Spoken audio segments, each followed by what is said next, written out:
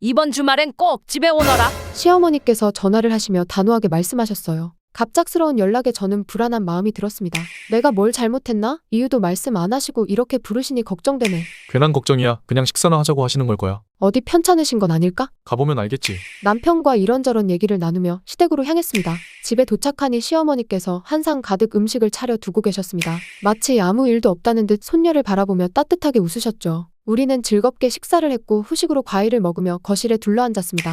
그때 시어머니께서 방에서 봉투 하나를 들고 나오셨어요. 자, 받아라. 이게 너희들에게 주는 내 마지막 선물이다. 봉투를 열어본 순간 우리는 놀라지 않을 수 없었습니다. 그 안에는 무려 현금 8천만 원이 들어있었어요.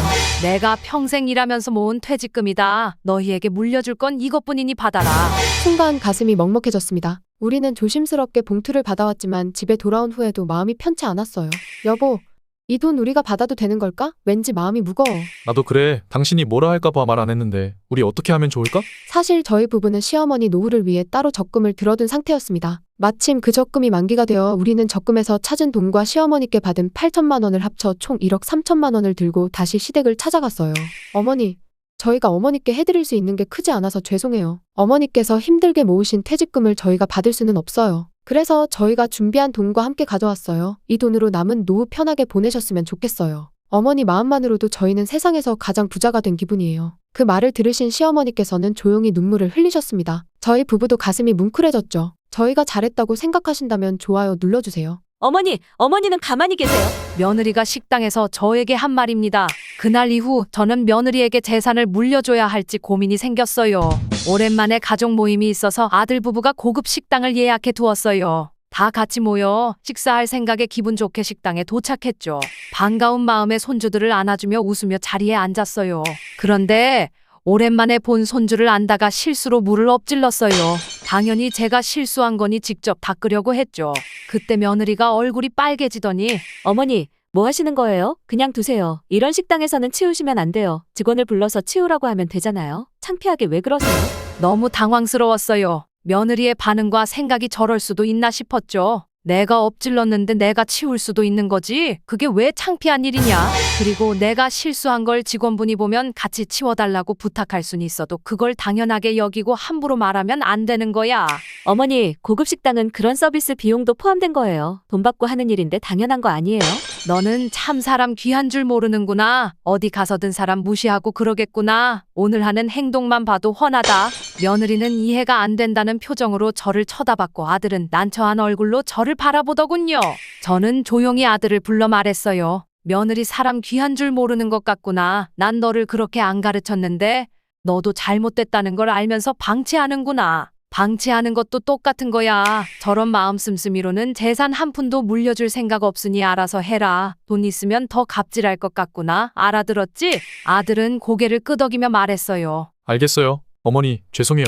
사람 고쳐 쓰는 거 아니라는데 과연 저는 재산을 물려줄 수 있을까요? 자식은 생각도 못 하겠어요. 며느리가 남편에게 한 말입니다. 그 말을 듣고 저와 남편은 얼굴이 붉어질 수밖에 없었어요. 그날은 제 생일이었어요. 가족들이 모여 다 같이 식사를 하며 즐겁게 대화를 나누고 있었죠. 그런데 남편이 무심코 한마디 했어요. 세아가 알아서 결정하겠지만 손주 계획은 없는 거니? 재촉하려는 게 아니라 그냥 아들 부부의 생각이 궁금해서 한 말이었어요. 평소에도 저한테 가끔 궁금해서 묻곤 했었거든요. 그런데 며느리는 갑자기 얼굴이 굳더니 이렇게 말했어요. 아버님, 제가 지금 남의 집아들 키우는 게 너무 힘들어서 제 자식은 생각도 못 할 것 같아요.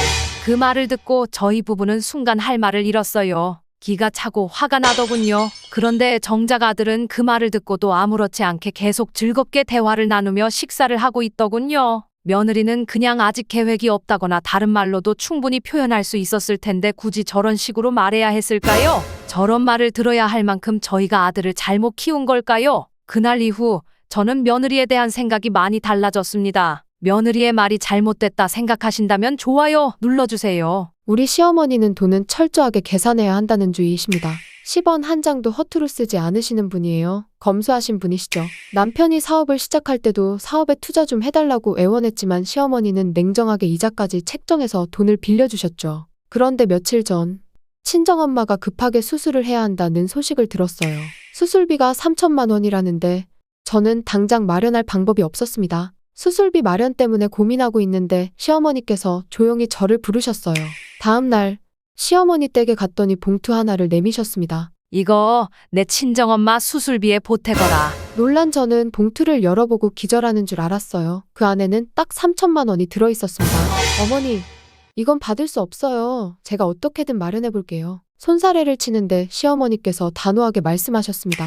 너는 우리 집에 시집와서 나한테도 잘하고 가정에 충실하며 고생했는데 내가 어떻게 모른 척할 수 있겠니? 돈이 뭐가 중요하다고 사람부터 살아야지. 그 말에 저는 왈칵 눈물이 터졌습니다. 항상 냉정한 줄로만 알았던 시어머니였는데 너무 감사했어요. 그날 저는 시어머니 품에 안겨 한참을 울었습니다. 저희 시어머니 멋있는 분이라 생각하신다면 좋아요 눌러주세요. 며칠 전 시어머니께 드릴 선물을 준비했어요. 어머니가 건강 오래오래 지키시길 바라며 주문한 고급수의 세트를 거실에 펼쳐놓았죠. 그런데 퇴근한 남편이 그걸 보더니 화를 내더군요.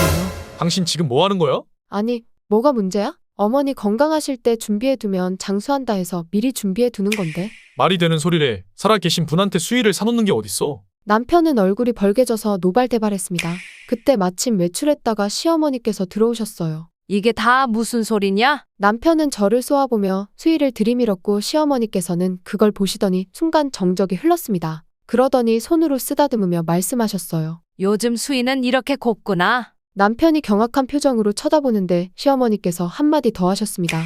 옛날부터 미리미리 준비해두면 장수한다는 얘기가 있는데 며느리가 그 생각을 했나 보구나. 내가 날 생각해줘서 너무 고맙구나. 남편의 얼굴이 새빨개지더군요. 건강하게 살아계신데 수의를 준비한 당신한테도 실망이고 엄마는 그게 뭐가 좋다고 고맙다는 인사까지 하는 거야. 하고 방으로 들어가 버리더라고요. 저는 다른 뜻 없이 어머니께서 오래오래 건강하게 사시라고 준비한 거였는데 제가 잘못한 걸까요? 제가 잘못한 게 아니라면 좋아요 눌러주세요. 어머니께서 우리 애 봐주는 거 돈 받겠대. 엄마가 진짜야? 그래, 내가 돈 달라고 했다. 손주 봐주는 게 당연한 일이냐?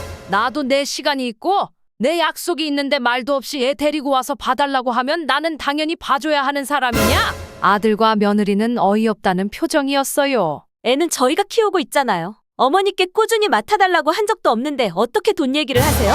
그래? 그런데 너희는 주말마다 애 맡기고 명절마다 애 맡기고 갑자기 약속 생길 때마다 애 맡기면서 고맙다는 말 한마디라도 했냐? 며느리는 할 말이 없었는지 남편을 쳐다봤어요.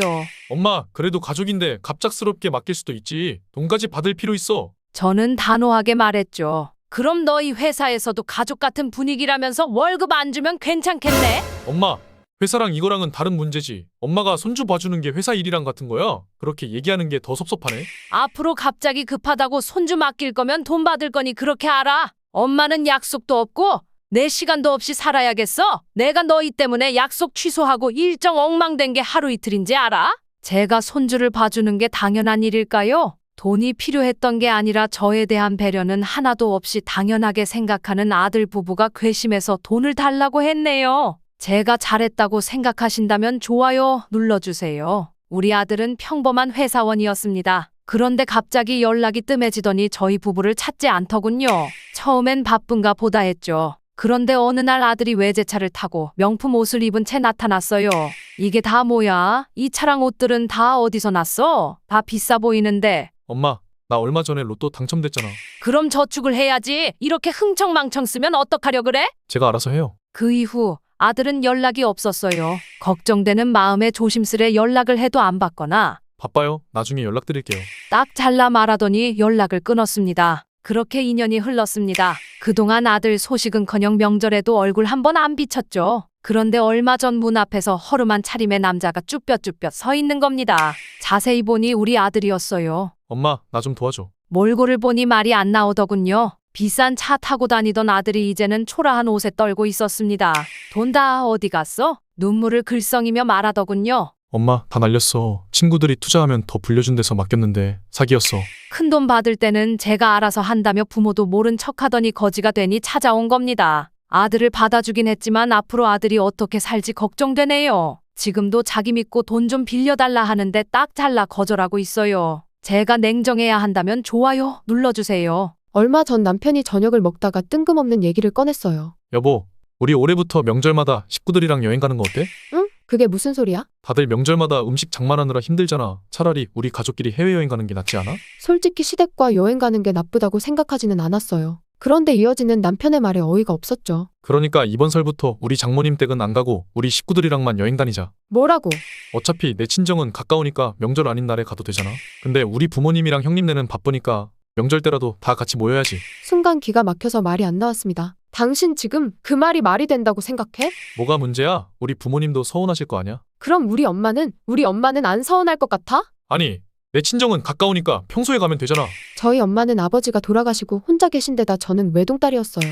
전 화가 나서 참지 못하겠더군요. 그러면 당신 부모님도 평소에 보면 되겠네. 시댁이랑만 여행 가려면 나 빼고 다녀와. 난 그 시간에 우리 엄마랑 따뜻한 밥 한 끼라도 먹을 거니까. 남편은 명절에 음식 장만도 안 해도 되고 좋은 곳 놀러 다니는데 왜 화를 내는지 이해하지 못하더군요. 남편이 잘못한 게 맞다면 좋아요 눌러주세요. 우리 시어머니는 돈 문제에 아주 깐깐한 분이세요.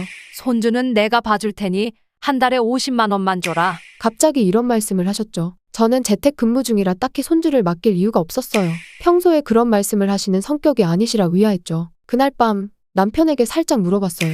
당신 혹시 어머니한테 무슨 일 있어? 그런데 남편이 말없이 한숨만 푹 쉬더군요. 알고 보니 시어머니 사정이 심상치 않았습니다. 남편은 한참을 망설이다가 입을 열었습니다. 엄마가 아버지 살아계실 때 진 빚을 갚고 계셔. 알고 보니 시아버지께서 살아계실 때 큰돈을 빌린 적이 있었고 시어머니는 그 빚을 갚으려고 애쓰고 계셨던 거였어요. 그 순간 가슴이 철렁 내려앉았습니다. 다음 날 저는 시어머니께 조용히 봉투 하나를 건넸어요. 어머니, 손주 봐주신다고 하셔서 너무 감사해요. 그런데 지금 아이가 가장 활동적인 시기라 어머니께서 힘드실 것 같아요. 지금은 제가 돌볼게요. 가끔 저 일이 있을 때 봐주시면 감사할 것 같아요. 시어머니는 그럼 돈은 필요 없다 하시며 사양하셨어요. 그래도 저는 아무 말 없이 시어머니 손에 봉투를 꼭 쥐어드렸습니다. 그 뒤로도 매달 작은 돈이라도 챙겨드리고 있어요. 저희 어머니 힘내시라고 응원해 주신다면 좋아요 눌러주세요. 남편이 갑작스럽게 세상을 떠났습니다. 믿을 수 없었지만 슬퍼할 겨를도 없이 장례를 준비해야 했죠. 장례를 끝내고 조의금을 정리하는데 낯설지 않은 이름이 있는 거예요. 봉투를 열어보니 7천만 원이 들어있었습니다. 큰돈의 자식들은 놀랐죠. 저는 그 이름이 누구의 이름인지 알고 있었습니다. 그 사람은 바로 15년 전 남편이 보증을 서준 사람이었어요. 저희는 그 보증 때문에 정말 힘든 나날을 보냈어요. 살만해지니 남편은 세상을 떠난 거고요. 그렇게 그 남자는 봉투만 조용히 주고 갔어요. 늦게라도 빌린 돈을 조의금으로 대신한 거였죠. 남편과 함께 고생했던 나날들이 떠올랐습니다. 남편은 세상을 떠났고 이제 와서 이 돈이 무슨 소용인가 싶었지만 그래도 떠난 남편이 저를 위해 남겨준 선물인가 싶기도 했어요. 그런데 그 돈을 본 자식들은 벌써부터 난리가 났네요. 누구길래 아빠한테 7천만 원이나 조의금을 한 거지? 그럼 이거 장례 비용하고 남는 거 우리가 나누는 건가? 자식들은 벌써 돈 욕심에 들떠 이야기를 나누며 기분이 좋아 보이더군요. 그 모습을 보니 참 기가 막혔습니다. 이 돈은 너희 어릴 때 아빠가 보증 서준 사람이 갚은 돈이다. 이 돈 눈독 들일 생각하지 말어. 이 돈 갚느라 너희 아빠랑 내가 얼마나 고생했는지 알아? 이 돈은 너희에게 한 푼도 못 준다. 어차피 이 돈도 아빠가 물려주신 거나 마찬가지잖아요. 저축했다 찾은 거나 마찬가지 아니에요? 맞아요. 우리한테도 나눠주셔야죠. 저는 자식들의 말에 기가 막히더군요. 저는 이 돈을 1원도 자식들에게 줄 마음이 없습니다. 그 빚을 갚느라 고생한 남편과 저에 대한 보상이라 생각하고 전부 제 노후를 위해 가지고 있을 생각입니다. 제 생각을 응원하신다면 좋아요 눌러주세요. 얼마 전 남편의 장례식이 있었습니다. 몸이 많이 약해진 상태라 어느 정도 마음의 준비는 하고 있었지만 막상 닥치니 힘들더군요. 세상이 전부 무너지는 것 같았어요. 그런데 남편의 장례식장에 예상치 못한 손님이 찾아왔습니다. 아들이 이혼한 지 15년이 지났는데 지금은 남이 된 맏며느리였어요. 맏며느리가 장례식장에 들어서는 순간 안에 있던 사람들이 모두 술렁였죠. 빨간 치마, 화려한 메이크업, 반짝이는 반지를 여러 개 낀 손 그리고 명품 가방. 그 모습에 사람들이 수군거리기 시작했어요. 어머, 저게 뭐야? 누군데 장례식장에 저렇게 하고 왔지? 남편을 떠나보내고 모든 것이 힘든 와중에 맏며느리의 모습을 보니 화가 나며 정신이 하나도 없었습니다.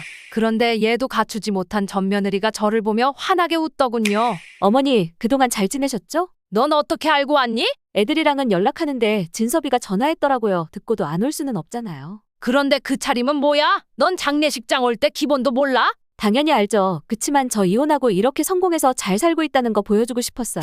이런 자리 아니면 언제 또 어머님이랑 애들 아빠를 보겠어요. 저는 너무 창피했고 손이 부들부들 떨렸습니다. 악연도 이런 악연이 없네요. 전 며느리 너무 몰상식한 사람이라 생각한다면 좋아요 눌러주세요. 내가 왜 그래야 하는데? 와이프 장례식장에서 막내 아들이 한 말입니다. 그 말이 가슴 깊이 박히더군요. 와이프는 휠체어 없이는 이동도 어려울 정도로 쇠약했고 저와 단둘이 살았어요. 제가 알뜰살뜰 돌본다고 해도 쉽지 않았죠. 매일 휠체어를 태워 산책을 나가고 서툴지만 직접 음식을 차려 떠먹여주고 집 청소부터 모든 뒷바라지를 했습니다. 그런데 결국 먼저 세상을 떠나고 말았어요. 오랜 시간을 함께 했는데 이렇게 떠나보내고 나니 마음이 너무 아팠습니다. 그런데 사람들이 많이 돌아간 새벽 자식들끼리 싸우는 소리가 들리더군요. 나랑 언니는 출가회의냐. 그러니 이제 아들인 내가 모셔야지. 이래서 엄마 아빠가 아들 했나 보다. 당연히 내가 모셔야지. 누나들, 나도 결혼했어. 와이프 눈치 보인다고 갑자기 나한테 모시라고 하면 어떡해? 누나들은 자식 아니야? 우린 시댁 눈치도 보이잖아. 너만 결혼했어? 와이프한테 말은 해볼게. 대신 아빠 모시는데 돈은 줄 거지. 무슨 소리야? 아들이라고 제일 많이 대우받고 살아놓고 그건 아들이 해야 하는 거지. 우리 형편 뻔히 알면서 왜 그래? 전 아이들에게 누구랑 같이 살겠다고 말한 적도 없는데 저렇게 싸우고 있더군요. 와이프와 함께 살던 이 집에서 계속 지낼 생각입니다. 최선을 다해 키워놨더니 저런 자식들을 보니 괘씸하기만 하더군요. 살면서 싸운 적이 없이 잘 지냈던 와이프 복은 있었는데 자식 복은 없나 봅니다. 혼자 잘 지낼 수 있게 힘내라고 응원하신다면 좋아요 눌러주세요. 당신 친정엄마는 요양원 보내면서 우리 엄마는 집에서 모시자고? 아내의 말을 듣고 귀를 의심했습니다. 결혼 7년 차 맞벌이 부부인 우리는 늘 바쁘게 살았어요. 그러던 중 아내의 친정엄마가 갑작스럽게 쓰러졌고 병원에 모셔야 할 상태가 되었습니다. 여보, 어쩔 수 없어. 우리도 일해야 하니까 요양병원에서 전문적으로 모시는 게 낫지 않아? 의사 소견도 그렇고 지금 형편상 저도 그게 최선이라 생각했죠. 그렇게 장모님을 요양병원에 모셨는데 얼마 지나지 않아 엄마도 건강이 급격히 나빠지셨어요. 엄마도 요양병원에 모셔야 하나 고민이 깊어졌고 아내와 의논을 했죠. 엄마도 요양병원에 모셔야 할까봐 의사도 그렇게 얘기하고 우리 지금 형편도 이런데. 어머님은 집에서 편히 계셔야지. 난 시어머니를 요양원에 보낼 수 없어. 전 아내의 말에 너무 놀랐습니다. 장모님이랑 뭐가 달라? 건강 안 좋고 형편 안 되면 병원에 모셔야지. 우리 엄마는 요양병원 가도 괜찮지만 시어머니는 다르잖아. 아내의 이중적인 태도에 당황스러웠어요. 너무하네. 그럼 당신 친정엄마는 뭐가 덜 중요한 사람이야? 그러자 아내가 슬쩍 눈을 피하며 내뱉은 말이 충격적이었습니다. 솔직히 친정엄마는 돈이 없지만 어머님은 재산이 많으시잖아. 미리 잘 모셔야 우리도 나중에 좀 받을 게 있지. 재산 욕심에 시어머니는 모시려 하고 돈 없는 친정엄마는 병원에 모신 아내 그런 모습을 보니 너무 치가 떨리네요. 이런 생각으로 사는 아내와 앞으로도 계속 살아야 할까 고민이 깊어집니다. 와이프 참 못된 사람이라 생각하신다면 좋아요 눌러주세요. 아버지, 빚 좀 대신 갚아주세요. 요양병원에서 지내고 있는 저에게 아들이 와서 한 말입니다. 평생 건축일을 하다 보니 늙어서 여기저기 아픈 곳이 많더군요. 그래서 편하진 않지만 요양병원에서 생활하고 있습니다. 하나밖에 없는 아들이 있는데 얼마 전 병원으로 불쑥 찾아왔습니다. 아버지, 저 좀 도와주세요. 또 뭘 도와달라는 거야? 저 돈 좀 필요해요. 빚이 좀 있는데 대신 갚아주세요. 순간 눈앞이 캄캄해졌습니다. 병원에 있는 저한테 찾아올 정도면 진짜 막다른 길인 모양이구나 싶었죠. 저번에도 빚 갚는다고 3천만 원 받아갔는데 또 달라는 거냐? 이번엔 도대체 얼만데? 5천만 원이요. 이번이 진짜 마지막이에요. 이런 아들을 보니 평생 성실하게 살아온 제 인생이 허무해졌습니다. 이 대화를 듣던 옆 침대 할아버지가 한마디 하시더군요. 거참 불효자가 따로 없구만. 아버지 안부 한번 묻는 일은 없고 늙고 병든 아버지한테 돈 타러 오고. 부끄러웠는지 아들은 씩씩거리며 나갔습니다. 제가 자식을 잘못 키운 탓이죠. 제가 부끄럽네요. 옆 할아버지는 절 위로해 주었습니다. 그 후로 아들은 연락 한 통 없습니다. 아들에게 더 이상 돈 해주지 말고 제 건강 생각하며 살아야 된다 생각하신다면 좋아요 눌러주세요. 엄마, 근데 이거 꼭 갚아야 돼? 아들이 내뱉은 한마디에 피가 거꾸로 솟았습니다. 회사 잘 다니던 아들이 갑자기 사업을 시작하겠다고 했어요. 엄마, 1억만 빌려주세요. 지금 다니는 회사에서 직영점으로 차리는 거라 안정적이에요. 차용증도 써주고 엄마 돈부터 먼저 갚을게요. 어렵게 모은 노후 자금이지만 차용증도 써준다고 하고 먼저 갚겠다고 하니 믿고 빌려줬어요.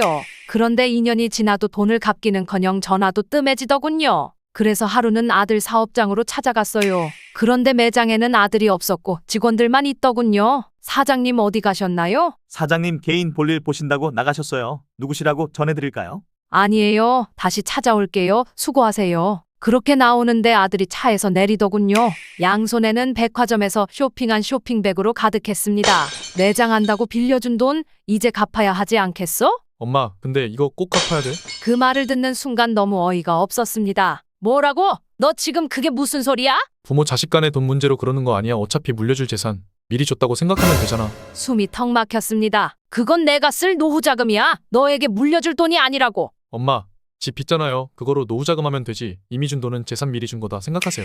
너무나도 당당하게 말하는 아들이 괘씸하더군요. 이제부터 너랑은 유산이고 뭐고 돈 문제는 이걸로 끝이야. 그 돈 안 갚으면 법대로 할 테니 알아서 해. 엄마, 자식한테 너무한 거 아니에요? 법대로 하신다 그러면 저도 인연 끊을 테니 그렇게 아세요. 되레 화를 내며 나가는 아들을 보니 더욱 화가 치밀어 오르네요. 법대로 해야 된다 생각하신다면 좋아요 눌러주세요. 며느리가 저를 요양원 보내려고 난리였는데 본인이 아프자 요양병원에 가기 싫다고 난리치네요.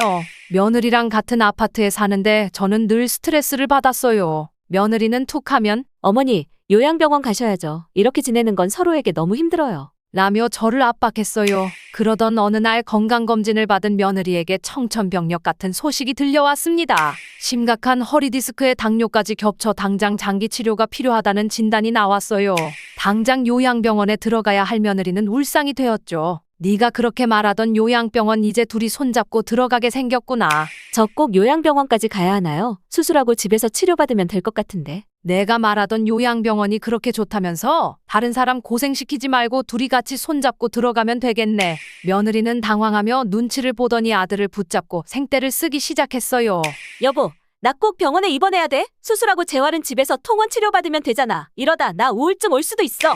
여태 눈치만 보며 참고 있던 아들이 의사가 입원을 권장하는데 병원에서 치료 다 받고 퇴원하는 게 좋겠어. 이번 기회에 엄마도 들어가신다는데 같이 입원했다가 같이 퇴원하면 되겠네. 결국 저와 며느리는 요양병원에 같이 입원했고 며느리는 하루가 멀다 하고 답답하다며 짜증을 내고 있습니다. 저는 매일 한 번씩 며느리에게 요양병원 생활이 어떠냐고 물어보고 있어요. 며느리는 아무 말도 못하고 입만 꾹 닫고 있고요. 이제 며느리 입에서 요양병원 가시라는 말은 다시는 못 나오겠죠? 아빠 병원 뒷바라지는 내가 다 했는데 재산은 전부 오빠 준다고요? 저희 집은 3층짜리 엘리베이터 없는 상가 건물이에요. 아빠는 거동이 불편하셔서 매번 계단을 오르내리기 힘들어하셨죠. 그런데도 장남이라는 오빠는 한 번도 아빠를 모시겠다고 한 적이 없어요. 결국 제가 아빠 병원 뒷바라지를 다 했죠. 병원 가는 날마다 30분 이상 걸려가며 계단을 오르내리고 휠체어를 밀고 병원비도 부족하면 제가 보탰어요. 아빠 집에 가는 날이면 반찬까지 챙겨서 왕복 2시간씩 왔다 갔다 했는데 오빠는 뭐 했냐고요? 바빠, 시간이 없어. 핑계를 대면서 얼굴도 안 보였어요. 그런데 며칠 전 아빠가 갑자기 말씀하시더라고요. 내 재산은 다 장남에게 줄 거다. 순간 머리가 띵했어요. 아빠 편찮으실 때 오빠가 뭐 했는데요? 제가 그 재산 저 달라고 했나요? 그냥 아빠랑 엄마 살아계시는 동안 편안하게 지낼 수 있는 아파트 사서 이사하시라고 했잖아요. 이 건물 팔면 충분히 아파트 사고 엄마 노후까지 편안하게 보낼 수 있는데 왜 오빠에게 주신다고 하세요? 그래도 장남이 잘 돼야 대대손손 잘 살 거 아니냐? 그리고 장남이 그냥 장남인 줄 알아? 참고 있던 분노가 터졌어요. 그럼 병원 뒷바라지도 장남이 했어야죠. 저보다는 오빠가 힘도 더 좋았을 텐데 오빠가 계단만 부축해드려도 병원 가는 일이 좀 편했을 거 아니에요. 아빠는 이렇게 병원 다니시지만 엄마도 아프셔서 이런 일이 또 생기면요. 아빠는 고집을 꺾지 않으셨어요. 저는 엄마도 나중에 아파서 고생하실까봐 걱정돼서 한 말이고 제 욕심을 챙기려고 한 것도 아닌데 너무 답답합니다. 아빠의 고집을 꺾지는 못하고 있지만 병간호 중인 저 힘내라고 응원해주신다면 좋아요 눌러주세요. 아빠는 평생 단 하루도 일한 적이 없습니다. 결혼 전에는 할머니가 주신 용돈으로 생활했고 결혼 후에는 엄마가 번 돈으로 생활했어요. 살면서 단 한 번도 일을 해본 적이 없습니다. 반면 저는 어땠냐고요? 고등학교 때부터 아르바이트를 하며 학비를 벌었고 대학도 장학금으로 겨우 졸업했죠. 남들 다 하는 여행 한 번 못 가고 커피 한 잔 사 마실 때도 가격부터 봤어요. 그렇게 악착같이 살아서 이제야 겨우 돈도 모으기 시작했는데 얼마 전 아빠에게 뜬금없는 전화가 왔어요. 야, 이제 회사도 다니고 자리도 잡았으니 아빠 노후 좀 책임져라. 순간 귀를 의심했어요. 절 위해 단돈 10원이라도 도와준 적 없는 아빠라는 사람이 이제 와서 내가 힘들게 버는 돈으로 편하게 사시겠다고 하시더군요. 아빠, 저는 엄마처럼 아빠를 위해 살진 않을 거예요. 전 아빠에게 10원도 드릴 마음이 없으니 앞으로 남은 인생 아빠가 책임지세요. 노후 준비 안 하신 건 제 책임이 아니잖아요. 내가 어떻게 나한테 그럴 수가 있어. 그래도 내가 내 아빠인데. 순간 속에서 불이 확 치솟았어요. 아빠가 아빠 역할 한 적 있어요. 내가 알바할 때 아빠는 편하게 누워 TV 보시고 술 드시고 하고 싶은 거 다 하셨던 거 기억 안 나세요? 내가 고생하는 동안 아빠는 뭐 했는데요? 계좌번호 보낼 테니 매달 100만 원씩 입금해. 그렇게 아빠는 할 말만 하고 끊어버리셨어요. 저는 아빠에게 돈을 붙여주지 않을 생각입니다. 제 선택이 맞다면 좋아요 눌러주세요. 시어머니 요양원 모시고 편히 살려고 했는데 상속 포기 각설하니? 우리 엄마는 몇 년 전부터 거동이 불편해지셨어요. 아내는 처음엔 모시는 척하더니 갈수록 불만을 내비치더군요. 여보, 솔직히 말해서 우리도 애 키우고 바쁜데 어머님 요양원 모시는 게 낫지 않아? 엄마가 집에 계시고 싶어 하셔. 낮에는 사람 불러서 도움받고 하는데 그래도 힘들다는 거야? 그래도 힘들지. 몇 시간 도움받는다고 쉬운 줄 알아? 당신은 하루 종일 밖에 있으니 몰라서 그래. 시설 좋은 곳 알아볼 테니까 이번 달 안에 결정해. 결국 아내의 끈질긴 요구에 어머니를 요양원에 모시게 됐어요. 그런데 그 후로 아내는 신나게 여행을 다니고 친구들과 모임을 하며 자유를 만끽하더군요. 며칠 전 병원으로 찾아오라던 엄마에게 갔더니 조용히 서류 한 장을 내미셨습니다. 이게 뭐예요, 엄마? 며느리가 그렇게 요양병원 보내길 원했으니 이제 내 재산도 받을 생각 말라고 전해줘라. 서류를 보니 상속 포기 각서였어요. 집에 돌아와 아내에게 조용히 서류를 건넸습니다. 이게 뭐야? 엄마가 너한테 주는 마지막 선물이래. 사인해서 가져오래. 뭐? 상속 포기 각서? 내가 그렇게 요양원 보내고 싶어 했잖아. 이제 엄마 재산도 깔끔하게 포기하라고 하시네. 이게 말이 돼? 당신이 하나뿐인 아들인데 그럼 누구한테 준다는 거야? 집에서 지내시고 싶다 하셨는데 엄마는 포기하고 엄마의 돈은 챙기고 싶었던 거야? 다시 어머님 집으로 모시고 오자. 이건 말이 안 돼. 아니, 엄마가 더 이상 집으로 안 오신다고 하셔. 돈 때문에 속 보이는 짓 하지 말라시네. 아내는 말도 안 된다며 얼굴이 빨개져 화를 내고 저는 아내에게 통보하듯 서류에 사인을 했습니다. 욕심만 가득한 와이프에게 재산을 주면 안 된다고 생각하신다면 좋아요 눌러주세요. 어릴 때부터 부모님 얼굴 볼 일이 없었어요. 아빠는 바람난 엄마 따라 집 나갔고 할아버지가 저를 키우셨죠. 학교 갈 때도 아플 때도 심지어 졸업식에도 부모님은 없었어요. 늘 할아버지가 제 부모였죠. 전 어릴 적 부모님이 운동회에 찾아와서 달리기를 하시는 게 그렇게 부러울 수 없었어요. 그렇게 부러운 게 많았던 전 이제 성인이 되었습니다. 그러다 몇 달 전 할아버지가 돌아가셨어요. 그런데 장례식장에서 25년 만에 얼굴 본 낯설고 낯선 아빠가 갑자기 저한테 말하더군요. 이제 너도 다 컸으니까 내 인생 내가 책임져야지. 어이가 없어서 웃음만 나왔어요. 평생 나 몰라라 하더니 이제 와서 가족이랍시고 저에게 책임지라고 하시네요. 돈만 요구하는 게 아닌 할아버지 집에서 같이 살자고 하시더군요. 제가 부모의 도움의 손길이 필요할 때는 나 몰라라 하고 요리도 할 줄 몰랐던 투박한 손으로 절 키워주신 할아버지 손에 컸는데 이제 와서 부모 대접 받으려고 하시더군요. 절 애지중지 이뻐하며 키워주신 할아버지가 돌아가셔서 마음이 너무나도 아픈 이 순간에 말이죠. 그래서 제가 한마디 했습니다. 내 인생은 여태 할아버지가 도와주셨어요. 이제 내 인생은 제가 책임질 테니까 아빠도 이제 아빠 인생 좀 책임지세요. 내 인생에서 여태 그랬던 것처럼 모른 척하고 사세요. 그래서 현재는 연락 한 통 없이 살고 있습니다. 아빠가 잘못한 거라 생각하신다면 좋아요 눌러주세요. 오랜만에 손녀를 보러 갔다가 충격적인 말을 들었습니다. 정말 오랜만에 손녀를 보러 아들 집에 갔어요. 제 손녀는 초등학생입니다. 한참 영어에 빠져 있었던 건지 집에서도 손녀와 며느리의 대화는 영어로 이루어지더군요. 할머니 오신 날은 할머니에게 잘해야 해. 그래야 내가 부자로 살 수 있어. 할머니는 성가셔요. 그래도 내가 나중에 커서 부자로 살려면 친절하게 해야 한단다. 맞아. 근데 할머니는 우리가 뭐라고 하는지도 모르잖아. 이 말을 듣는 순간 머리가 띵했습니다. 사실 저는 얼마 전부터 배우고 싶었던 영어 공부를 하고 있었거든요. 아들도 며느리도 모르게 실버 영어 교실을 다닌 지 꽤 오래됐어요. 모르는 단어도 많지만 들리는 것도 꽤 있었습니다. 저는 일부러 모르는 척하며 있다가 며느리와 손주의 대화에 끼어들었습니다. 아, 내가 못 알아들을 거라고 생각했어? 있잖아, 나 다 알아들어. 며느리의 얼굴이 하얗게 질렸어요. 어머님, 그게 아니라. 저는 바로 아들 집에서 나왔습니다. 그리고 결심했어요. 아무리 예쁜 손녀라도 아무리 귀한 아들이라도 단 한 푼의 재산도 물려주지 않기로요. 제 결심을 응원하신다면 좋아요 눌러주세요. 저는 몇 년 전 퇴직하고 이제야 좀 쉬나 싶었죠. 그런데 주말만 되면 아들이 손녀를 데리고 옵니다. 엄마, 애 좀 봐줘. 나 한숨 잘게. 며느리는 육아휴직 중이고 평일엔 며느리가 아이를 키우고 주말은 아들이 아이를 보기로 했다고 하더군요. 그런데 아들은 주말만 되면 당연하다는 듯 손녀를 데리고 옵니다. 한 달은 좋았습니다. 손녀도 예쁘고 매주 커가는 모습 보는 게 너무 좋았거든요. 그런데 몇 개월이 지나니 오히려 주말이 더 피곤해지기 시작했어요. 한 번은 참다 못해 말했죠. 너가 보기로 했으면 내가 봐야지. 왜 매주 집으로 애를 데려와? 엄마는 이제 계속 쉬잖아. 난 주말밖에 못 쉰다고. 주말에 예쁜 손녀 봐주는 게 어려워요. 너는 애 데리고 와서 나한테 맡기고 낮에는 자고 밤에는 술 마시고 난 주말에 내 시간도 없이 손녀 봐야 돼. 엄마는 평일에 쉬고 평일에 일 보면 되잖아요. 나도 매일 일하고 피곤해서 그래요. 다음 주부터는 애 못 봐줘. 이제 내가 알아서 해. 내 새끼 이제 내가 키워. 엄마 너무하네. 할머니 사랑도 못 받고 크는 손녀 되겠네. 나도 엄마 사랑 못 받고 자랐는데 손녀한테도 똑같이 그러기야. 아들의 말은 상처가 되어 돌아왔네요. 애지중지 키워 결혼까지 시켰더니 손녀 안 봐준다고 사랑 못 받고 자랐다 말하는 아들을 보니 마음이 아프고 상처가 됩니다. 상처받은 저 힘내라고 응원하신다면 좋아요 눌러주세요. 얼마 전 시누이가 안타깝게도 유산을 했습니다. 그래서 시댁 분위기도 무거웠죠. 저도 참 마음이 안 좋았어요. 그런데 시어머니가 전화하셨습니다. 이번 주에 집에 와서 밥 같이 먹자. 저는 신우이도 힘들어할 테니 가족끼리 모여서 함께 위로하자는 뜻인 줄 알았어요. 그런데 막상 집에 가보니 신우이가 저를 보자마자 표정이 굳어지더군요. 그리고 시어머니가 한숨을 쉬며 말했습니다. 너도 참. 애 데리고 오는 건 좀 아니지 않니? 네? 어머님, 무슨 말씀이세요? 내 시누이가 지금 얼마나 예민한데 애 데리고 오면 더 힘들지 않겠어? 저는 너무 당황스러웠어요. 우리 아이도 이제 17개월 된 아기인데 그럼 아기를 어쩌고 식사하러 오라는 걸까요? 시누이가 마음 아프고 슬픈 거 저도 애 키우는 입장에서 100번 이해할 수 있을 것 같았어요. 아가 울음소리 들으니까 더 속상해서 밥도 못 먹겠어.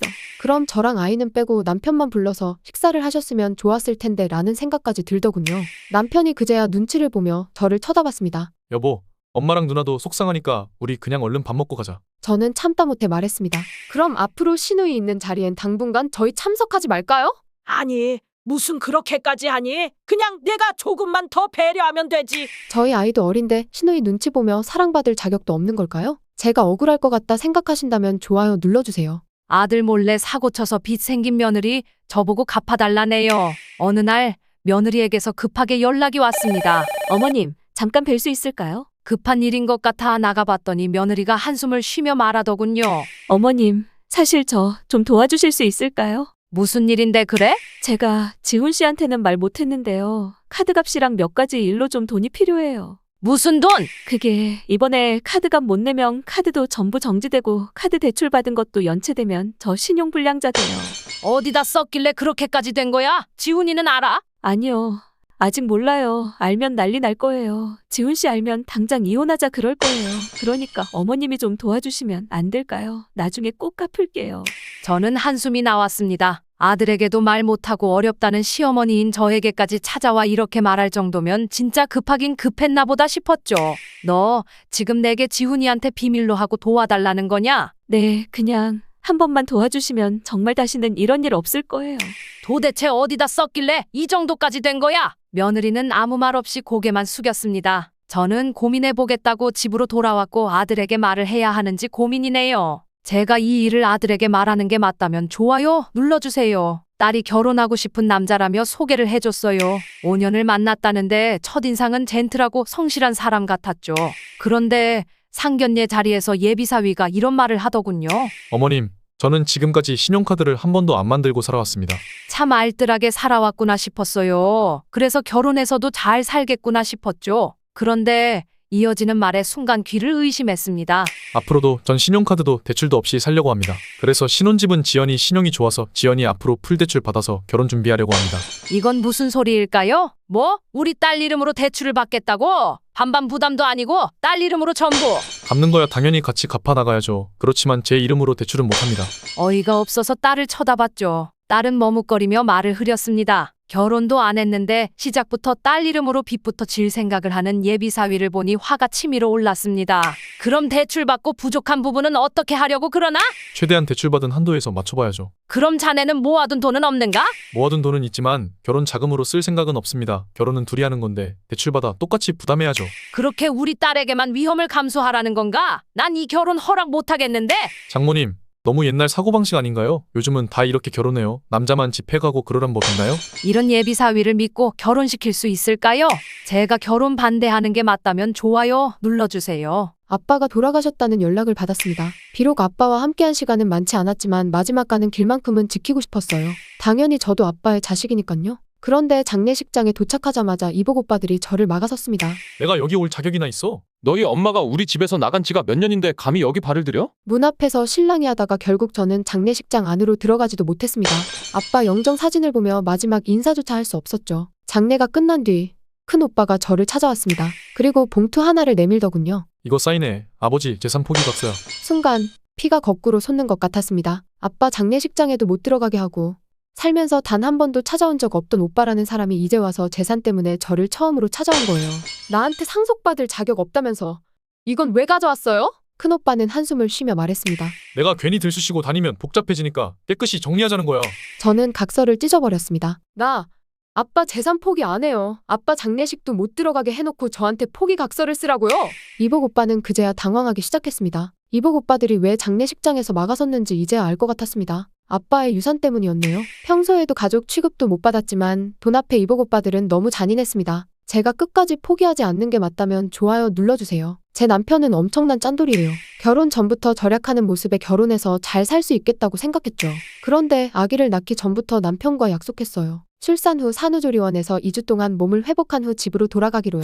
그런데 출산을 일주일 앞두고 남편이 갑자기 말을 바꾸더군요. 여보, 산후조리원 말고 그냥 우리 엄마 집에서 2주 동안 지내면 안 될까? 갑자기 그게 무슨 말이야? 시댁에서 어떻게 산후조리를 해? 내가 마음이 편하겠어? 엄마가 꼭 산후조리 해주고 싶대. 안방 써도 되고 그냥 누워만 있으래. 엄마가 다 해주신다고. 순간 머리가 띵했어요. 산후조리원은 전문 간호사와 산모식, 마사지까지 체계적으로 관리해주는데 시댁에서 시어머니님이 해주는 조리를 받으라는 게 말이 되나 싶었어요. 그 순간 너무 황당했던 건 남편 반응이었어요. 엄마가 다 해주신다는데 조리원 가바뀌어서 우리 적금 붙자. 그리고 엄마가 손주도 바로 볼 수 있잖아. 열이 확 올라서 소리쳤어요. 당신은 애 낳고 몸이 다 망가져 봤어? 내가 무슨 조리원 값 아끼려고 몸 망쳐야 해? 남편은 그냥 다 우리를 위한 거잖아 하면서 우물쭈물하더군요. 결국 친정엄마께 이 얘기를 했더니 바로 카드 결제하셔서 조리원을 예약해 주셨습니다. 그런데 나중에 알고 보니 시어머니가 해주고 싶으셔서 그런 게 아니었어요. 남편이 산후조리원 비용이 아까워서 시어머니께 봐달라고 조른 거였어요. 쓸 때 못 쓰고 너무나 아끼는 남편 시어머니께도 저에게도 아기에게도 저희 엄마에게도 모두 잘못한 행동이라 생각되는데 남편이 잘못된 게 맞다 생각하신다면 좋아요 눌러주세요. 시어머니가 돌아가셨습니다. 비록 갈등도 많았지만 마지막만큼은 정성을 다해 장례를 치르려 했어요. 그런데 시누이가 저를 따로 부르더군요. 옳게 잠깐 얘기 좀 해. 장례식장에서 무슨 이야기인가 싶었는데 시누이는 다짜고짜 돈 이야기를 꺼냈습니다. 엄마가 생전에 돈 빌려줬다면서? 그거 이제 내가 갚던가 아니면 유산 나눌 때 빼야 하지 않겠어? 순간 귀를 의심했습니다. 뭐라고요? 그건 어머님이 빌려주신 게 아니라 병간호하느라 고생했다며 저 도와주신 거잖아요. 근데 그 돈을 갚으라고요? 시어머니 건강 상태가 많이 안 좋아지셔서 저는 회사까지 그만두며 시어머니를 모셨습니다. 그래서 수입이 줄다 보니 생활이 조금 어려웠는데 시어머니께서 그걸 눈치채시고 힘든데 고맙다 하시며 6천만 원을 주셨어요. 엄마 돌아가셨는데 빌려준 건지 그냥 준 건지 어떻게 알아? 그러니까 그냥 깨끗이 정리하자고 그 돈을 갚던가 유산에서 빼자고. 심지어 시누이는 오빠와 친척들 앞에서까지 이야기를 꺼냈습니다. 우리 엄마가 생전에 올케한테 돈 빌려줬는데 엄마가 주신 거라고 거짓말을 해요. 근데 갚지도 않고 버티고 있네요. 억장이 무너졌습니다. 엄마 장례식장에서 이런 얘기까지 해야 해. 우리 지금 누구를 위해 있는 자리야? 남편이 화가 난 듯 한마디 했지만 시누이는 아랑곳하지 않았습니다. 그럼 오빠가 알아서 갚아. 우리 가족끼리 이런 걸로 법정까지 가야겠어? 저는 할 말을 잃었습니다. 딸이라는 사람이 돈 욕심에 엄마 장례식장에서 이럴 수 있나요? 시누이가 잘못했다 생각하신다면 좋아요 눌러주세요. 며느리가 저를 찾아와 뜬금없는 말을 했습니다. 어머니, 저한테 재산 먼저 증여해주세요. 갑자기 그게 무슨 소리야? 아무런 설명도 없이 재산을 달라니 기가 막혔습니다. 그런데 며느리의 다음 말은 더욱 충격적이었습니다. 어머니도 모르셨죠? 남편한테 결혼 전에 낳은 아이가 있었대요. 뭐? 너 지금 무슨 말을 하는 거야? 남편이 과거에 사귀던 여자가 혼자 아이를 낳아 키우고 있었대요. 얼마 전 그 여자가 남편한테 찾아와서 이제 아이를 맡아달라고 했다네요. 저는 심장이 철렁 내려앉았습니다. 남편이 저한테 어떻게 하면 좋겠냐고 물어보더라고요. 처음엔 너무 화가 나서 정신이 아득했어요. 하지만 아이가 무슨 죄겠어요? 그래서 제가 그 애를 받아들이기로 했어요. 대신 뭐? 저도 손해볼 순 없잖아요. 어머니가 남편이 아닌 저한테 미리 재산을 증여해 주시면 저도 남편이랑 그 아이까지 책임지고 살게요. 너 지금 내 재산이랑 아이 육아를 바꾸자는 거야? 솔직히 남편도 몰랐던 일이니까 이제 와서 이혼하길 바라시는 건 아니잖아요. 이 말을 듣는 순간 분노와 어이가 뒤섞여 말이 나오지 않았습니다. 그래서 아이를 키울 테니 재산을 달라고. 그럼 제가 남의 아이를 아무 이유 없이 키울 순 없잖아요. 제가 무슨 덕을 보자고 남편 혼외 자식을 키우겠어요? 그러니까 재산이라도 주세요. 저는 그 자리에서 며느리를 내쫓았습니다. 그리고 오늘 있었던 일을 아들에게 모두 알렸습니다. 결혼 전 일이라도 제 잘못이긴 하죠. 그래도 엄마한테 가서 재산을 달라니 죄송해요 엄마. 제가 어떻게 해야 할지 고민하고 연락드릴게요. 며느리가 너무 뻔뻔하고 재산을 절대 주면 안 된다고 생각하신다면 좋아요 눌러주세요. 시어머니의 말 한마디에 멘탈이 통째로 나가버렸습니다. 저번 주 일요일 오랜만에 시댁 모임이 있었습니다. 저희 부부와 아이, 형님네까지 다 모이는 자리였죠. 그런데 하필 토요일 저녁부터 갑자기 오한이 오고 몸살이 심하게 왔어요. 온몸이 쑤시고 두들겨 맞은 것처럼 아파서 도저히 움직일 수가 없었어요. 제 상태를 본 남편은 걱정이 됐는지 여보, 그냥 쉬어. 딸이랑 나만 다녀올게. 엄마한텐 내가 잘 말씀드릴게. 그 말에 안심하고 하루 종일 약 먹고 누워 있었죠. 그런데 다음 날 죄송한 마음에 시어머니께 전화를 드렸더니 전화기 너머로 들려온 그 말이 제 마음을 송두리째 후벼 팠습니다. 어머니, 어제 오랜만에 모이는 자리였는데 참석 못해서 죄송해요. 시어머니는 평소보다 더 쎄한 목소리시더군요. 그래. 뭐 다들 왔는데 너만 안 왔더라. 그런데 너 이상하게 시댁 오는 날만 되면 꼭 아프더라. 어디가 아팠던 거니? 벼랑간 왜 아픈 거야? 전 그 이야기를 듣는데 너무 서러웠어요. 저라고 아프고 싶어서 아팠을까요? 통화를 끊고 기분이 별로 좋지 않았습니다. 시어머니의 통화 내용과 제 기분으로 봤을 때 시댁 오는 날인데 왜 하필 이런 날 아프지?로 들리는데 제가 너무 나쁘게 생각하는 건가요? 시어머니가 하신 이야기 어떻게 들어야 하는 게 맞는 건가요? 저희 오빠는 중소기업 다니고 새언니는 대기업 다녀요. 처음 상견례 때부터 기우는 결혼인 거 알고 있었지만 엄마는 기뻐하셨어요. 오빠의 부족한 부분을 새언니가 채워줄 거라는 기대감이 있었나 봐요. 결혼하고 나서는 새언니 바쁘다며 김치 담궈서 보내고 반찬 만들어 보내고 그러시더군요. 그래서 그걸 지켜보는 전 엄마가 힘들어 보이고 답답한 마음에 짜증을 냈어요. 엄마, 둘이 알아서 하겠지. 엄마 힘들게 뭘 그리 만들어서 보내요. 요즘 알아서 배달 음식 시켜 먹거나 사서 잘 챙겨 먹어요. 그게 더 입맛에 맞을지도 모를 텐데.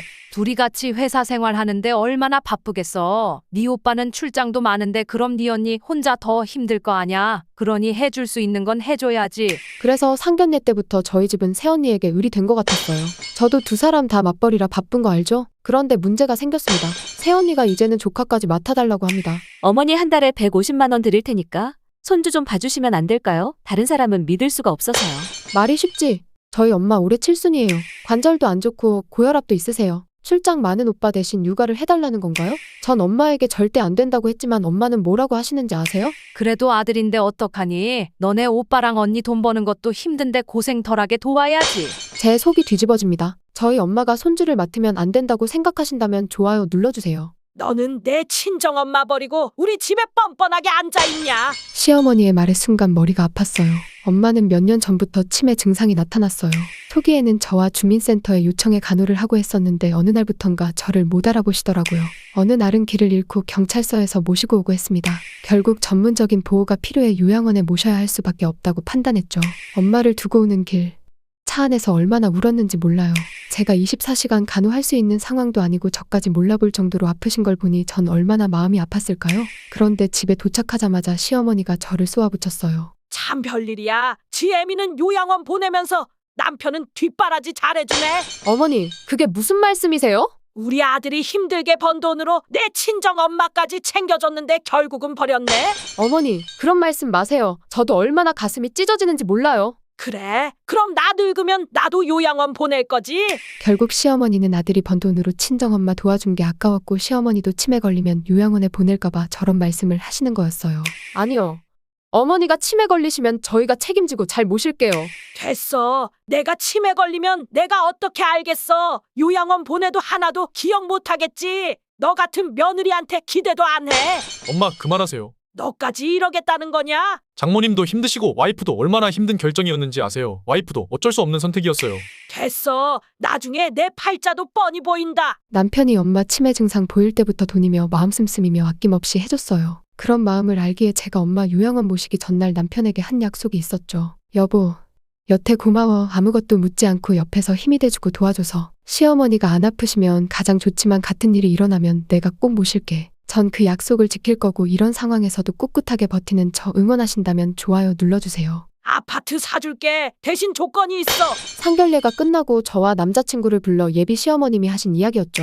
요즘 집값이 하늘을 찌르는데 저희 결혼을 앞두고 집을 사주시겠다니 정말 감사했죠. 그런데 전 조건을 듣고 기가 막힐 수밖에 없었어요. 아파트 사주는 대신 우리 집 옆 아파트여야 해. 조금 불편할 것 같았지만 고민은 됐어요. 그런데요, 그 다음 조건들이 너무 놀라웠습니다. 그리고 일요일마다 우리랑 등산을 같이 갔으면 해. 건강에도 좋고 더 가까워질 수 있고 좋지 않겠니? 그리고 한 달에 한 번 있는 가족 모임을 너희 집에서 했으면 하는데 시집 왔으니 가족들이랑 모임도 하면서 친해지면 좋잖니? 둘이 맞벌이이니 너무 늦지 않는 이상 우리 집에서 저녁을 같이 먹어도 좋고 나중에 생기면 내가 아이도 봐줄 수 있고 너에게도 좋지 않겠니? 저는 점점 많아지는 조건에 남자친구랑 의논해보겠다고 했어요. 우리 그냥 전세로 살더라도 회사 근처에서 살자. 솔직히 나 저 조건들 지킬 자신 없어. 너무 불편할 것 같아. 엄마가 우리 편하라고 하는 건데 그리고 집도 사주신다잖아. 그거만큼 좋은 게 어딨어? 지내다 보면 편해질 수 있잖아. 엄마 조건 어려운 것도 아닌데 맞춰주면 안 돼? 전 시간이 지날수록 서로 불편해질 것 같았어요. 지금 당장 섭섭하더라도 아파트 안 받고 회사 근처에서 둘이 시작하는 게 좋을 것 같다 생각하신다면 좋아요 눌러주세요. 저는 시장에서 장사를 하며 어렵게 모은 돈으로 사둔 빌라가 한 채 있었습니다. 엄마가 저희를 키우던 동네였고 형편이 안 좋아 이사를 할 수밖에 없었지만 엄마는 그 동네를 참 좋아하셨고 이사할 때 많이 섭섭해하셨어요. 그래서 엄마를 모시고 싶어 사둔 빌라였죠. 그런데 동생이 결혼을 한다고 합니다. 모아둔 돈도 없고 엄마는 병원에 입원 중이시라 장남인 저는 고민이 많았습니다. 결혼하는 동생이 걱정돼서 엄마를 모시려던 빌라를 동생에게 내주기로 했습니다. 너네 신혼살림 여기서 시작해. 돈 모일 때까지만 살아. 형, 너무 고마워. 내가 열심히 벌어서 집도 돌려주고 은혜 갚을게. 그렇게 동생에게 빌라를 빌려주고 한참 시간이 흘렀습니다. 어느 날 부동산에서 연락이 왔습니다. 안녕하세요. 여기 부동산인데요. 빌라 세입자분이 급하게 이사를 하셔야 한다고 해서 상의드리려고 연락드렸어요. 저는 아무것도 모르는 상황에 깜짝 놀라 동생에게 전화를 했습니다. 내가 내 집을 임대 놓은 거야? 형, 와이프가 도저히 그 오래된 집에서 살 수 없다고 해서 그 집 전세 주고 그 돈이랑 대출 받아서 아파트로 이사했어. 그럼 나랑 상의라도 했어야지. 신혼집 마련해주려던 마음을 이렇게 팔아먹냐? 세입자 나가야 한다는데 전세금은 어떡할 거야? 내가 해결하고 집은 다시 돌려줘라. 형, 당장 내가 그 돈이 어딨어? 그 집 다시 임대 주고 그 돈으로 돌려주면 되잖아. 아니, 난 그렇게 못하겠어. 저는 그렇게 동생의 부탁을 뿌리쳤습니다. 제가 너무한 걸까요? 동생이 잘못했다고 생각하신다면 좋아요 눌러주세요. 저희는 한 달에 한 번씩 가족 모임을 해요. 토요일 저녁이나 일요일 점심 식사만 간단하게 하고 헤어집니다. 결혼 전부터 이야기했던 부분이고 며느리도 흔쾌히 알겠다고 했던 일이었어요. 지난 주말 가족 모임이 있었어요. 그날 아침 며느리가 39도 고열에 두통까지 겹쳐 하루 종일 일어나지 못한다고 하더군요. 저희 가족은 아픈 며느리를 이해해주자며 배려했죠. 그런데 그 하루만 그런 게 아니었어요. 모임이 10번 있으면 그중 한두 번만 참석하는 며느리였죠. 워낙 말랐고 약해 보이는 며느리라 항상 이해하려고 했습니다. 그런데 나중에 알고 보니 가족 모임이 있던 날 며느리는 항상 친정에 가거나 친구들을 만났다고 하더군요. 아들은 그 문제로 이미 너무 많은 부부싸움을 했다고 했어요. 우리 부모님도 계신데 왜 시댁에만 가서 식사를 해? 난 모임날 엄마한테 갈 거야. 너무 불공평하잖아. 결혼 전부터 약속했던 거니까 간단하게 식사하고 장모님 댁에도 한 달에 한 번 같이 가면 되잖아. 싫어. 난 엄마한테 갈 거니까 갈 거면 당신 혼자 가. 아들이 저에게 말했습니다. 엄마, 저도 이제 너무 지치네요. 결혼 전부터 이야기했던 문제고 와이프도 알았다고 해놓고 이제 와서 하는 말에 너무 화가 나요. 전 가족 모임으로 인해 아들 부부 사이가 나빠지는 걸 원치 않았습니다. 그래서 말했죠. 이제 며느리 오고 싶을 때 와도 된다고 하고 너도 결혼했으니 싸우지 말고 너희 가정부터 생각해. 엄마는 괜찮아. 아들은 고개를 숙이며 미안해했지만 전 괜찮다고 했습니다. 제가 잘했다고 생각하신다면 좋아요 눌러주세요. 아들 결혼할 때 아들 명의로 아파트를 한 채 사줬습니다. 엄마가 해줄 수 있는 마지막 선물이다. 이 집에서 꼭 행복하게 살아야 한다. 그 돈은 몇십 년을 모으고 또 모아 만든 제 전 재산이었어요. 그래도 아들에게 집 한 채는 해줄 수 있어서 얼마나 기뻤는지 몰라요. 그렇게 아들 결혼시키고 제 노후 준비를 시작한 지 2년이 지났네요. 그런데 얼마 전 등기부등본을 뗄 일이 있어 보다가 깜짝 놀랐습니다.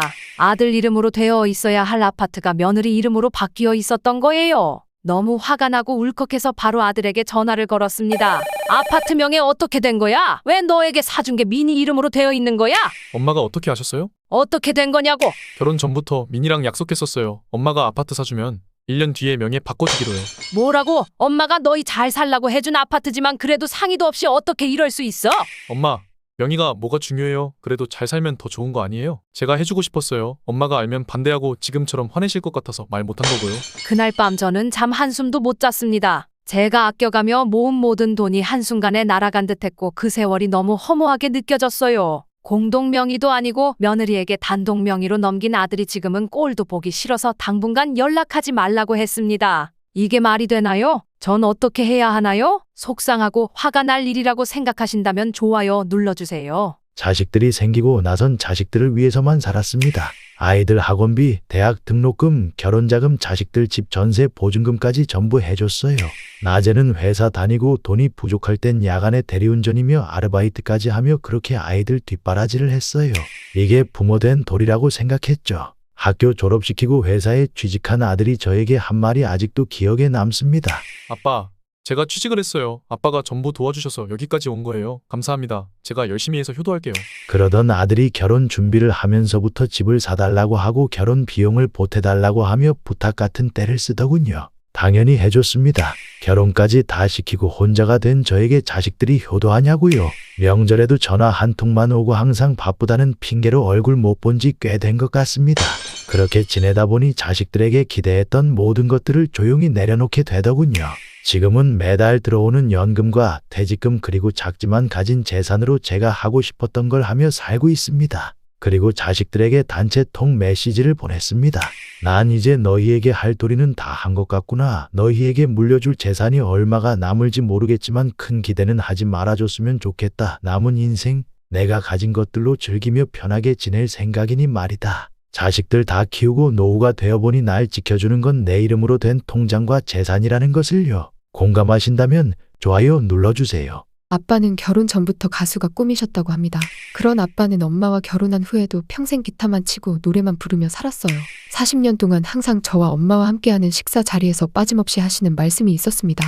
내가 이 곡만 히트치면 돼. 이번에는 될 것 같아. 같은 말로 40년을 꿈만 쫓으며 살아가셨죠. 결혼 후 가정의 경제는 모두 엄마의 몫이었어요. 엄마는 아침에는 건물 청소하고 낮에는 마트에서 일하며 가장으로 살아오셨어요. 그런데 얼마 전 엄마가 길거리에서 갑자기 쓰러지셨습니다. 병원에서 연락을 받고 달려갔더니 뇌출혈이라는 진단이 내려졌어요. 그 순간에도 아빠는 전화도 받지 않고 어디선가 자신이 좋아하는 노래를 부르고 계셨겠죠. 수술실로 들어가는 엄마를 보는데 하염없이 눈물만 흘렀어요. 까칠해진 손과 주름 가득한 얼굴을 보니 오늘따라 더 안쓰럽고 도움이 못 되는 딸인 것 같아 죄스러웠습니다. 문자를 보고 허겁지겁 달려온 아빠의 어깨에는 기타가 매어 있었습니다. 전 그 순간 너무 화가 나서 기타를 빼서 바닥에 던져 부숴버렸어요. 아빠는 아무 말 없이 고개만 떨군 채 가만히 계셨습니다. 엄마가 쓰러진 건 생계를 책임지느라 고생하신 탓인 것 같고 눈앞에 보이는 아빠가 너무 원망스러웠어요. 이제라도 아빠를 안 보고 살았으면 좋겠다는 생각까지 듭니다. 이런 마음이 드는 제가 잘못된 게 아니라 생각되고 힘내라고 응원하신다면 좋아요 눌러주세요. 열심히 벌고 아껴서 모은 돈으로 아들 대학 보내고 결혼까지 다 시켰습니다. 이제 남편도 퇴직하고 저희 부부만 남았습니다. 요즘은 둘이 매일 집에서 삼시세끼 챙겨 먹고 산책하고 그런 하루하루를 보내고 있어요. 매일 편안한 일상이 나쁜 건 아니지만 우리를 위해 살아본 게 도대체 언제였나 싶더군요. 그래서 제가 하고 싶었던 것들을 하나하나 계획으로 세워봤어요. 그리고 남편에게도 우리 같이 해보자고 했죠. 평생 해외여행이라고는 한 번도 가본 적 없었는데 유럽 여행도 가고 싶고 영어 공부도 하고 싶고 생각보다 하고 싶은 게 많았습니다. 그래서 큰 마음 먹고 남편과 유럽 여행 9박 10일 패키지로 가기로 했어요. 그렇게 결정하고 아들 부부에게 알렸습니다. 우리 다음 달에 9박 10일로 유럽 여행 가기로 했어. 9박 10일이나요? 유럽 위험하다고 하는데 괜찮으시겠어요? 비용도 많이 들 텐데 결제하셨어요? 그 돈이면 손주 1년치 학원비인데요. 손주 잘 크라고 학원비나 보태주시지. 어머니, 아버님 퇴직하시고 너무 많이 쓰시는 거 아니에요? 연세도 있으신데 이제 와서 여행이라뇨. 건강도 생각하셔야죠. 저희 부부는 서로를 바라봤습니다. 남편은 말하지 않았지만 같은 마음이었겠지요. 우리 부부가 번 돈으로 여행 한번 가는데 아들 부부 눈치를 봐야 하나요? 열심히 벌어서 이제야 우리를 위해 쓰겠다는데 이게 사치인가요? 남은 돈 우리를 위해 쓰기로 마음먹고 우리 삶을 위한 계획을 세웠습니다. 우리가 번 돈 우리를 위해 써야 한다고 생각하신다면 좋아요 눌러주세요. 몸이 아프기 전까지는 아들이 하루가 멀다 하고 연락이 왔어요.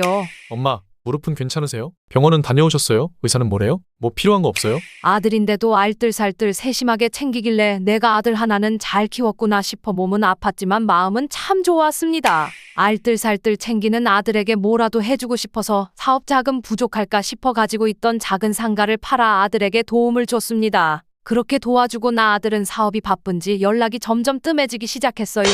문자를 보내면 2, 3일 뒤에나 답장이 오고 명절 전에도 일이 바빠서 못 간다는 말뿐이었네요. 무릎이 안 좋아 발을 헛디뎌 계단에서 굴러 병원에 입원했을 때도 아들은 3일이 지나서야 병원에 얼굴을 비추더군요. 엄마, 요즘 너무 바빠서 미안해요. 그 말 한마디 남기고 돌아서는 아들의 뒷모습을 보니 왜 돈을 먼저 줬을까 후회도 되고 위로는커녕 차가운 벽처럼 느껴졌어요. 병원에 입원해 있는 동안 자식이 있어도 아무도 찾아오지 않는 병원 생활은 참 쓸쓸했습니다. 재산을 챙겨주기 전에는 효자라고 생각했던 아들이 재산을 주고 나니 남보다 못하다는 생각이 들더군요. 이런 아들의 모습에 재산 때문에 나에게 잘했던 걸까라는 생각이 드는 제가 이상한 걸까요? 이제는 내 몸 챙기며 절 위해 살아야 된다고 생각하신다면 좋아요 눌러주세요. 다리 관절 수술을 앞두고 병원비가 부족했습니다. 어떻게 해야 할까 며칠을 고민하다가 아들에게 어렵게 전화를 걸었어요. 진서봐, 이번에 관절 수술 받기로 했잖아. 근데 병원비가 조금 부족한데 200만 원만 빌려줄 수 있을까? 엄마, 제가 와이프랑 상의하고 다시 전화할게요. 그렇게 며칠이 지나도 아들의 전화는 오지 않았어요. 다시 전화를 해볼까 고민하고 있던 찰나 며느리에게서 전화가 왔습니다. 어머니, 병원비 때문에 진섭 씨에게 전화하셨다면서요? 제가 계산을 해봤는데 저희도 200만 원이 쉽지는 않네요. 차라리 어머님이 대출을 받으시는 게 어떠세요?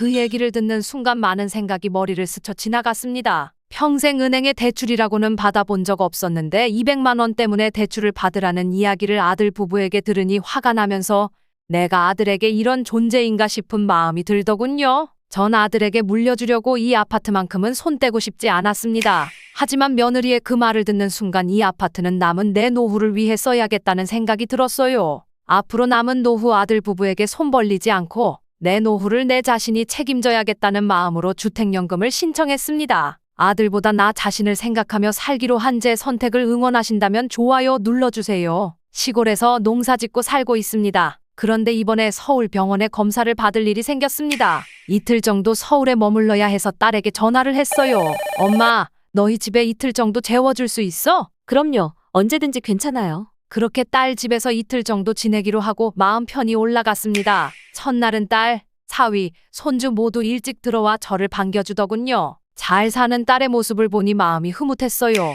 그런데 둘째 날 병원에 갔더니 한 번 더 오셔야 한다는 이야기를 들었습니다. 그래서 딸에게 하루 정도 더 머물러야 할 것 같다고 이야기했더니 집 분위기가 갑자기 달라지더군요. 엄마, 내일은 이서방 집에서 회의도 해야 하는데요. 엄마, 장봐 올 테니 내려가기 전에 반찬 좀 해주세요. 장모님, 내일 몇 시에 가세요? 제가 내일 집에서 회의가 있어서 모셔다 드리진 못할 것 같아서요. 심지어 손주도 말했습니다. 할머니, 언제 집에 가? 딸 집이라도 편하진 않았지만 이런 말들을 들으니 불청객이 된 기분에 눈치가 보이더군요. 전 그날 밤 거의 뜬 눈으로 밤을 새다시피 하고 첫 차가 움직이는 시간에 조용히 나왔습니다. 그리고 병원에 들렀다가 나의 편안한 집으로 돌아왔어요. 자식이지만 결혼시키고 나니 눈치 보이는 건 어쩔 수 없나 봅니다. 집에 오니 편안하긴 했지만 서운했던 마음은 쉽게 사라지지 않더군요. 서운한 제 마음 이해가 되신다면 좋아요 눌러주세요. 저희 엄마랑 인연을 끊고 살아야 하나 생각이 드는 요즘이에요. 취업한 지 8년이 지났는데 모은 돈이 없어요. 그렇다고 제가 사치가 심해서 명품을 사는 것도 아니고 서울에서 혼자 살기 때문에 벌어서 생활비하고 아껴가며 저축하기도 힘든 상황이에요. 오늘도 어김없이 엄마에게 전화가 왔어요. 시연아, 전화 좀 하고 그래야지. 연락도 없이 살아. 회사야? 아니요, 외근 중인데 어쩐 일이세요? 시우 말이야. 또 시우 얘기예요? 시우가 인터넷 쇼핑몰을 시작했는데 물건 사고 그러려면 차가 필요한가 봐. 서울은 교통도 잘 돼 있는데 너 차 시우 주면 안 되겠냐? 엄마, 저도 일 때문에 차가 필요해서 산 건데 차를 시우에게 주라고요? 그리고 초반에 물건 사야 하는데 돈이 필요한가 봐. 시우에게 500만 원만 투자해. 여태 시우가 다 가져갔는데 제가 돈이 어딨어요. 더 이상 없어요. 차도 안 되고요. 하나밖에 없는 동생이 사업 시작한다는데 누나가 돼서 그것도 못 도와줘. 시우가 잘 되면 내 은혜 안 갚겠어. 누나라고 하나 있는 게. 전 그냥 전화를 끊어버렸습니다. 돈 벌기 시작할 때부터 모으는 족족 동생 합의금이며 사업자금, 용돈으로 전부 뺏기다시피 해서 모은 돈도 없습니다. 30살 초반인 동생은 맨날 PC방만 다니며 백수와 창업을 오가고 있어요. 언제까지 이렇게 해야 하나 싶은 생각에 우울하네요. 제가 동생을 위해 일하는 것도 아니고 계속해서 동생에게 해주길 바라는 엄마. 언제까지 이렇게 해야 하나 싶고 이젠 인연까지 끊고 싶어지네요. 전 어떻게 해야 할까요? 제 딸이 결혼하고 4년 만에 교통사고로 세상을 떠났어요. 딸이 남긴 건 예쁜 손녀 1명과 사위에게 들어간 보험금 2억 원이었습니다.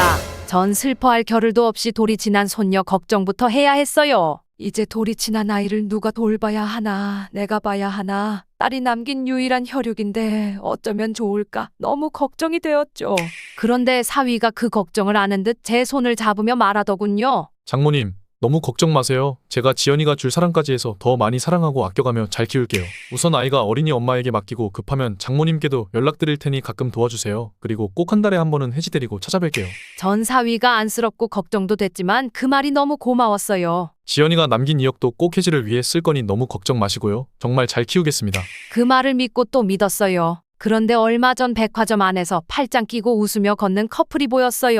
눈에 익은 남자였습니다. 팔짱 끼고 있는 남자는 바로 제 사위였어요. 사위 옆에 있는 여자를 보고 설마 했습니다. 딸이 세상을 떠난 지 얼마나 됐다고 사위가 그럴 리 없다고 생각했죠. 제가 사위 쪽으로 다가가자 사위는 당황해하는 게 눈에 보였어요. 장모님, 이 상황을 설명해보게 머뭇거리던 사위가 한 말은 너무나 당황스럽고 충격적이었어요. 장모님, 저도 30대예요. 제 삶이 있잖아요. 연애하는 게 그렇게 잘못된 건가요? 딸이 세상을 떠난 지 얼마나 됐다고 딸이 남긴 보험금으로 이러고 싶나? 결혼한 것도 아니고 보험금 아닌 제 돈으로 쓰는 겁니다. 뻔뻔한 사위의 말에 제 손이 부들부들 떨렸습니다. 앞으로 제 손녀는 어떻게 자라게 될까요? 제가 할 수 있는 방법은 없는 걸까요? 저 사위 정말 나쁘고 분노를 일으키는 사람이라 생각하신다면 좋아요 눌러주세요. 저는 손주를 6년 동안 키웠어요. 아들 부부가 맞벌이라 아이를 봐줄 사람이 없었거든요. 두 사람이 열심히 벌어서 집이라도 한 채 빨리 마련하길 바라는 마음에 저희 집에 들어와 살면서 제가 손주를 봐주기로 했었죠. 손주가 100일이 지난 후부터 6년을 제가 키웠습니다. 기저귀 갈고 이유식 먹이고 유치원도 데려다주고 아프면 업고 병원에 뛰어가던 날들도 있었어요. 6년 동안 별의별 일이 다 있었죠. 그렇게 애지중지 키운 지 6년이 되었는데 며느리가 갑자기 이사를 간다고 하네요. 어머니, 저희 이제 이사를 하려고요. 이번에 청약 넣은 거 당첨이라도 된 거야? 아니요, 그건 아닌데. 회사도 멀고 이제 지훈이도 어느 정도 컸으니 학군 생각해서 전세로라도 이사하려고요. 감사하단 말을 듣고 싶어 키운 건 아니지만 이사 날이 되어도 인사 한마디 없이 떠났습니다. 할머니, 이제 우리 멀리 살아. 그래도 할미 보러 자주 올 거지? 엄마, 지훈이도 이제 미리 공부시키고 그럴 거라 시간이 없어요. 그리고 주말엔 저희도 좀 쉬어야죠. 그 말을 남기고 아들 부부와 손주는 이사를 가버렸습니다. 아들 부부가 쓰던 방과 손주 방은 휑하게 비어있고 손주의 쫑알쫑알하던 목소리도 들리지 않으니 집안은 너무 조용하고 적막하기만 하네요. 아들 부부와 손주에게 무언가를 바라고 손주를 키운 건 아니지만 고요한 집에 혼자 앉아있으니 너무 서운합니다. 이제 이 조용해진 집에서 혼자 지내야 하는 저 잘 지내라고 응원하신다면 좋아요 눌러주세요. 며느리 눈치 보며 사느니 다시 혼자 살기로 했습니다. 저는 경기도에서 농사 지으며 살다가 아들 부부의 등살에 못 이겨 서울로 올라와 합가를 하기로 했어요. 농사 짓던 땅은 농지연금을 타고 있어서 그대로 두고 집만 팔았어요. 그 돈으로 아들 부부 전세금과 합쳐 더 큰 아파트로 이사하며 함께 살게 됐죠. 아파트 생활은 처음부터 그리 편하진 않았어요. 그래도 살다 보면 괜찮아지겠지 하며 지냈습니다. 게으른 며느리 탓이라고 해야 할지 평생 살아온 습관 때문인지 모르겠지만 새벽부터 일어나 밥하고 청소하고 그러다 보니 저절로 집안 살림은 제가 맡게 되었어요. 그런데 시간이 지나면서 며느리가 반찬이며 국에 하나씩 트집을 잡기 시작하더군요.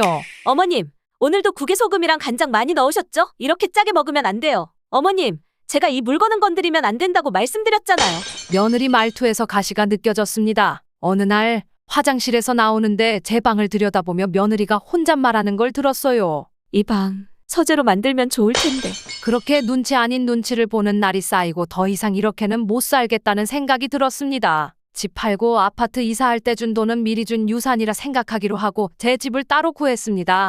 이제는 아무 눈치도 없이 베란다에 항아리도 놓고 내 마음대로 만든 반찬과 국을 먹으며 편안하게 지내고 있어요. 혼자 이렇게 사니 마음이 100배는 편하더군요. 잘한 결정이라 생각하고 제가 서울살이에 잘 적응하길 응원하신다면 좋아요 눌러주세요. 저는 올해 70이 넘은 엄마입니다. 임대 아파트에서 손녀와 단둘이 살고 있어요. 그런데 며칠 전 딸이 또 결혼하겠다고 통보하듯 말하더군요. 벌써 3번째예요. 첫 번째 사위는 손찌검에 주먹을 날리던 사람이었고 두 번째 사위는 백수의 매일술에 쩔어 살던 사람이었죠. 그런데도 딸은 또 사랑이라며 결혼하겠다고 합니다. 엄마, 이번엔 진짜야. 나 이 사람 믿어볼래. 2번에 순탄하지 않았던 결혼 생활을 했는데도 또 결혼이라니요. 그럼 또 실패하면 이번엔 누가 책임지니? 내 딸은 또 몇 년을 눈치 보며 살아야 하는데? 소리를 질렀지만 다른들은 척도 하지 않더군요. 민서는 당분간 여기서 생활하면 되지. 이번엔 진짜라니까. 화가 나면서도 너무 답답하네요. 한 남자 만나 잘 살 수만 있었다면 참 좋았을 텐데 나쁜 팔자를 물려준 것 같아 항상 마음이 아픕니다. 이제는 뜯어 말릴 수도 없는 나이이고 너무 속이 상합니다. 하나뿐인 손녀, 민서의 상처는 어쩌면 좋을까요?